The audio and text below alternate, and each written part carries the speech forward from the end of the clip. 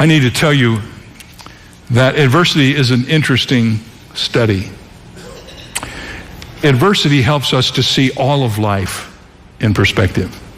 Paul saw life in perspective. Later on in this text, he says, whether it's by life or by death. He said, for me to live is Christ, to die is gain. Have you ever heard anybody say that? I don't know whether I want to go to heaven or stay here. Paul was so in love with Jesus Christ, his thought of spending time with the Lord in heaven was overshadowing anything he thought of on this earth. Of course, Paul spent most of his time on this earth in prison, so I can get that.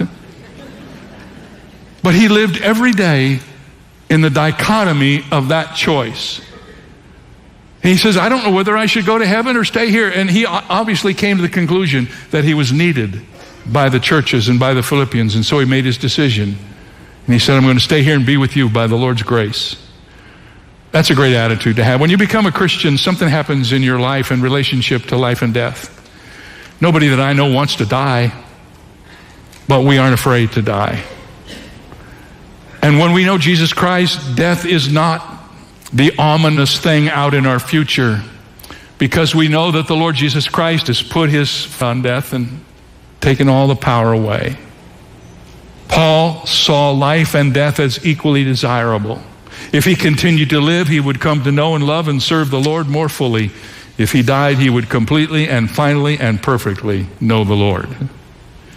He was caught between his desire to be with Christ and his sense of duty to help the Philippians. And his selfless servant heart is unmatched outside of Jesus Christ.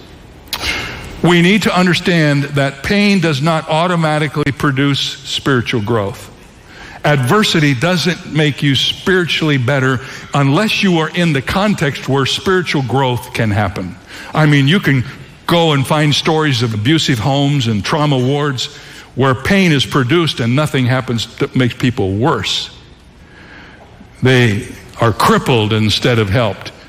But when you are going through adversity in the context of a loving congregation or a loving marriage or a loving environment or a loving neighborhood, you will discover soul strength begins to happen. If the soul is starved of other nutrients, then that won't work.